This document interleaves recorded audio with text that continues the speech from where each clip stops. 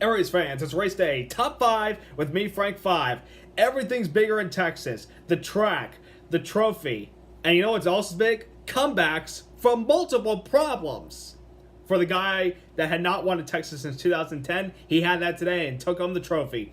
Number 1, Denny Hamlin had to overcome so much today to get his second win of the season at the O'Reilly Auto Parts 500 Texas Motor Speedway today to win over Clint Bowyer, Daniel Suarez, Eric Jones, by the way, third consecutive fourth place finish in Texas, and Jimmie Johnson. Denny Hamlin, I mean, since Chris Gabehart became his crew chief, the 11 team has been consistent, not really like championship contenders, still a ways from there, but consistently running top 5, top 10 each and every week. And Denny Hamlin put together perhaps a great comeback today. He had 2 penalties. First one was for speeding, exiting pit road. The second was an uncontrolled tire under one of the caution flag pit stops. And he also had a tough time getting on pit road a few times today. But this 11 team pursued through adversity and were able to put away another solid victory and another one to honor the late J.D. Gibbs. Watching over Denny Hamlin right now.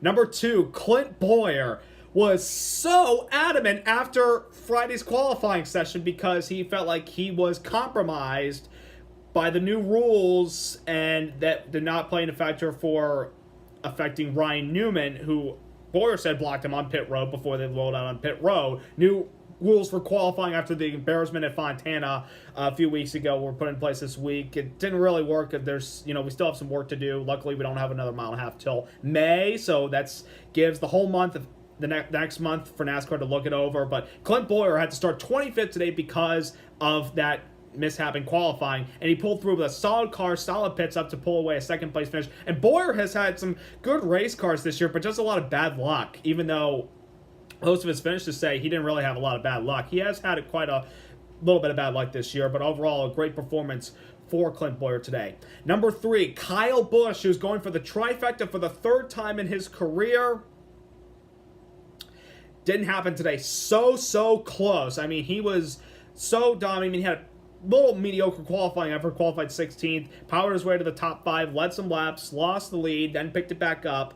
But towards the end, after the last caution flag of the day, got a little bit loose off of 1 and 2 and bobbled up the racetrack and ended up a few laps later hitting the wall and had to make an unscheduled pit stop. He made it all the way to finish 10th, but maybe him hitting the wall, that hurt his car and the performance, and just another one Kyle Busch should have won, but hey, that's racing. Number 4, Jimmie Johnson. Oh my goodness gracious. Finally his first top 5 of the season. He qualified on the pole Friday night, and he was fast all weekend. He was the fastest in first practice, had the best leverage apps as far as final practice yesterday, and he was the fastest in all 3 rounds of qualifying, winning the pole. Led 60 laps today, a 5th place finish, much needed for this 40 team after it's been kind of a slow start for Jimmie Johnson. Granted, he's got a new crew chief with Kevin Mendring. He's also trying to figure out this aero package with a reduction of 550 horsepower.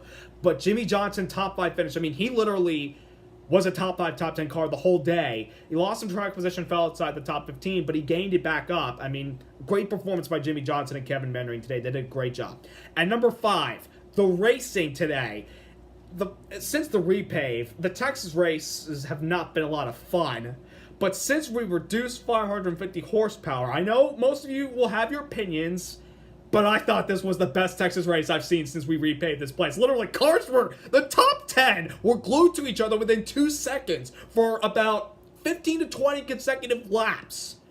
This was a great race at Texas today. I mean, there were not a lot of cautions. The restarts were fun to watch. There was a lot of side-by-side action. There were cars literally glued together. We saw a lot of, jostling around. There was, people lost their track position, got it back, and some others gained track position when they didn't have them at the beginning.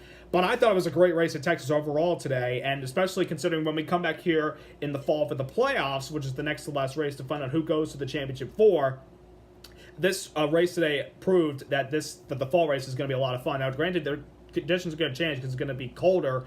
Even though today was fairly cold, it could warm up a little bit. But, I thought it was a great race at Texas today. I'm going to give it 8.5 out of 10 for overall performance. I think we could have had a little bit more action and, a little bit spread out towards the end. But I thought it was a great race overall. Finally, Chase Elliott, 13th place. I don't know how that happened, but that's not really indicative of how we ran today. We were really good. We qualified third. We led 35 laps today. I mean, I felt like we should have at least finished in the 10th spot because we were one of the 3 cars that stayed out under the last caution of the day while others came to pit road. And I felt like when we pitted and took fuel or tires and fuel, we were going to drive up to get a top 10. But that didn't happen, so I'm not sure. But it was a good day. Gained some stage points. Still in the top 10 of the standings right now. After a good top 5 run last week, we had a good run today, just not the finish. That didn't show how well we ran. But we'll move on to the next one and push on.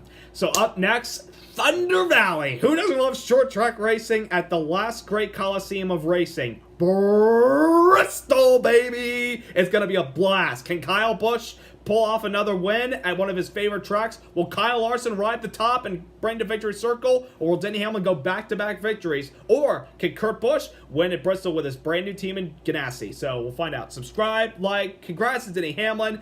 Everything's bigger in Texas. See you later.